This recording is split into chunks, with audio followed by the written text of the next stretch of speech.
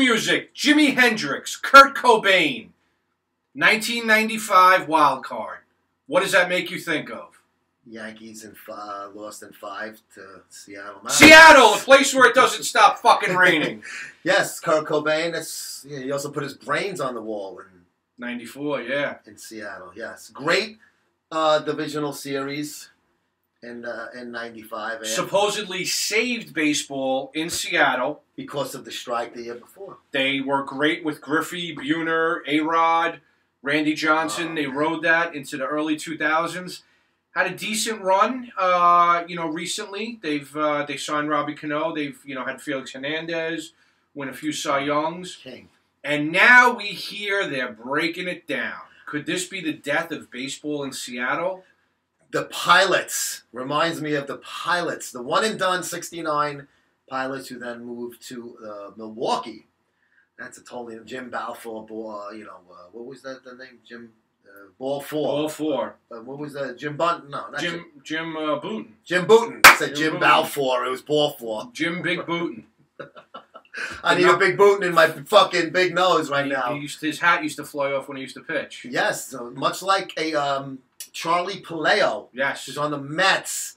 And he had a kind of like that late 70s white guy afro, the Guinea Southern Italian afro. Like, Southern Italian. And his hat didn't fit him well. And he got traded to the Reds and they made him, they have the, clean shaven, cut your hair, kind of like the Yanks do.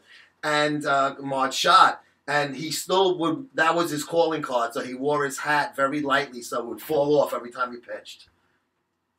These are things that I can fucking verbatim talk about. How does that help me in life? Because you knew that never to get a perm. So what's going to go on in Seattle? Where have you gone, Ichiro Suzuki? That is the question. They were in wild card contention until the very end of the fucking season. Pretty much till late August. So the rumor is that they're going to break it all down.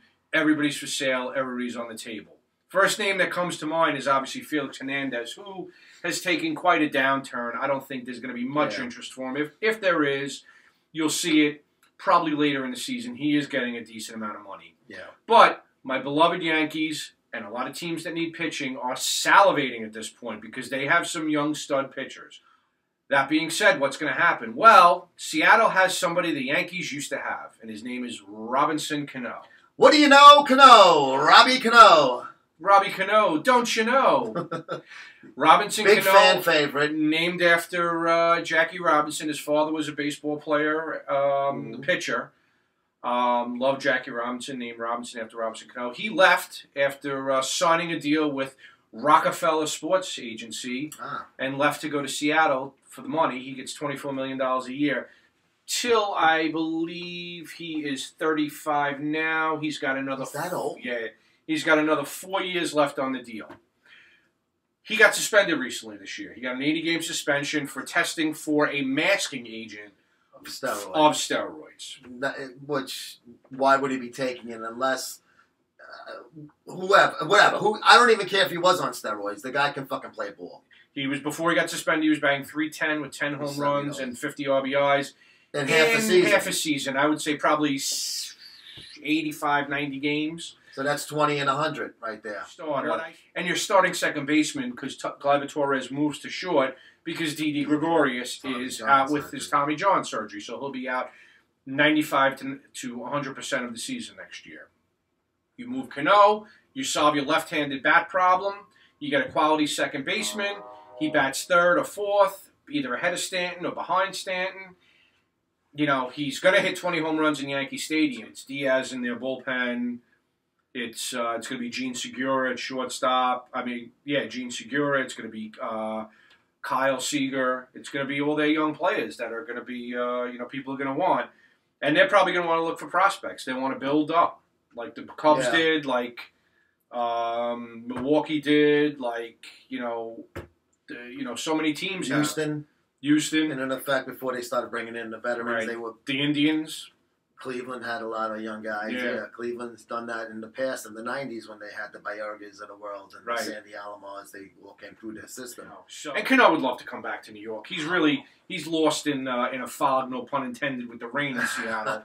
But he really is. I mean, he loved being in the Yankees. He loved the fucking Dominican restaurants and haircut joints on Jerome Avenue, River Avenue. He loved the ladies on Fordham Road. He loved it all. And you can't kill him for taking the money over there either. Just like Bryce Harper, we said in the last episode, that was Cano's payday, and the Yankees had money in another place. Look where he came from. He came from the Dominican Republic. He could feed every single one of Sally Struthers' fucking children there. Did he play baseball like Mariano with a milk carton on his hand too? Yeah, was it a milk carton? Was it 2% or was it scam? Yeah, I think it was a milk carton that Rivera said he learned. Well, I know Posada peed on his hands to get them rough, so he wouldn't have to wear batting gloves. Is that anything like when a woman pisses in your mouth? Is that supposed to be the same type of theory? Well, it calluses your tongue, so then bad food doesn't taste so bad anymore. Honey, when I get home, drink a lot of water before that. I'll let you know. But yeah, I think and the fiber for the glass bottom boats. Yes, the bottom boats. I think it would be a great deal for the Yankees, depending on they don't want to give up too much. Like I was telling you last night, they have some good young guys in their system. Obviously, the ones that they have brought up that they made those veteran for young guy deals have worked out fucking great. Andahar and Torres worked out wonderful for them last year. I would hate to see them trade away. They go back to the old boss days in the Yankees where they trade all the prospects, the Willie McGee's for Bob Sykes of the world. I mean, Doug Drabeks for the Ed Whitsons. Yeah, God rest his soul. He took it. Yes, he put his brains on the wall, much like Kurt Cobain. We're reminiscing the last episode here a lot because we just did it like 5 minutes ago. But I think if you give Seattle that out with that salary, they would feel more comfortable including a young pitcher like that. That definitely is going to be one of the main guys that they could fucking dangle out there and get a lot of prospects back. You weigh the options. Are they doing a fire sale because they're cheap? If they're cheap, the first thing they want to do is fucking cut those top salaries. I don't think. I mean, I'm not completely sure who owns Seattle, but I believe the Wilpons. No, I believe. Last I remember it was some sort of Japanese conglomeracy or consortium. Why would they want to cut? I don't understand. I think they're baseball guys that they have say, it's time to break it all down and start again. Even if they made the wild card last year, they would have lost like the way the A's did at the Yankees.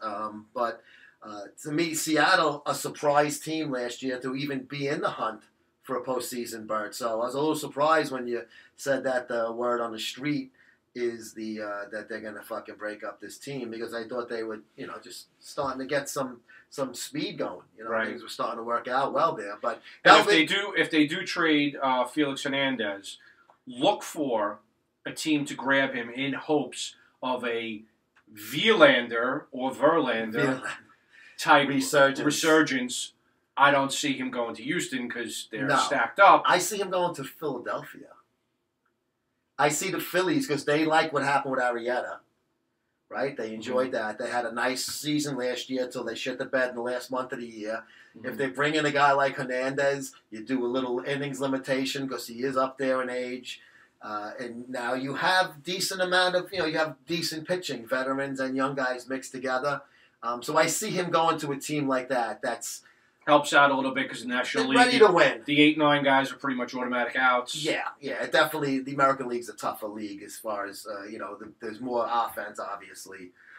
So if he goes to I don't think it's a bandbox where he's going to be playing, his home games. But if he does go to a team like that, it's for a guy at this point in his career, he wants to try to get another postseason. He's been there a few times with Seattle. He wants to go back. If they can get something decent from prospect-wise from a team like Philly or Atlanta even, you go for it. Yeah. So, yeah. And I think Cano on the Yankees is fucking amazing. I mean, they're already fucking Murderers Row Part 2 here. You add a powerful left-handed bat and the second baseman where, like you said, there is a need for a middle infielder now because of the injury to Didi, and they can slide Gleiber over. It's not what you're not worried about that too many outfielders anymore. Right. Or where are we going to get? We're going to find DH at bats for him. He's second base all day. And then maybe you start grooming him to move over to first. It's always possible. You tell him, take some ground balls over at first and we'll see what happens over there. Speaking of first base, a former Met and Yankee, Ike Davis, announced his retirement. So, Ron Davis' son. Yes. Great setup man for Gossage. One of the earliest setup men, and we were speaking about this a few months ago, I think, in the old gym.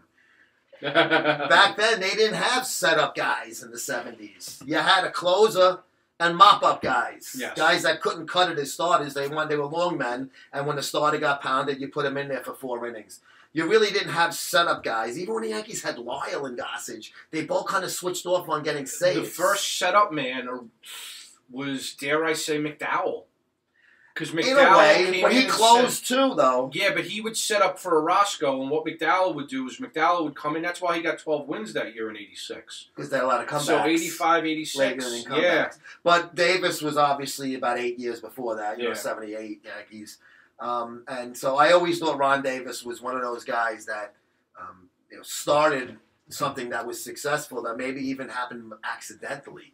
He wasn't a starter, he was a reliever, but they had a great fucking closer in the Goose. And Lyle had already been traded to Texas, so he just kind of took over that spot, but he wasn't good enough to finish games, so they just let him pitch in the 7th and the 8th. He had those big horn-rimmed glasses, I remember. Yes, too. He was a very tall guy as far as I'd never seen him in person, but I was told he was tall. He had, they were like shades. Yeah, I think they were the first set of transition lenses because they seemed to change colors. Ron Davis, fucking breaking ground all over the place here. Oh, yeah. He might have been the first man with 2 dicks, like we were talking about on the fucking live show the other day.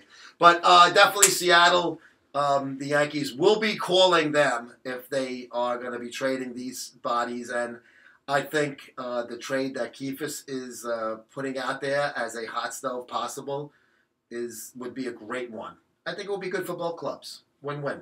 Yeah, I think it would, and I think the Yankees would get over, have an offensive advantage over the Red Sox. Although the Red Sox seems to be, the team that just hits the ball where they ain't. We will Keeler. Yeah, hit them where they ain't. Choke up. But that's gonna do it for us on this episode of A Shitload of Sports. Make sure to subscribe to our Muscle Sport TV YouTube channel to never miss an episode, and we'll see you next time.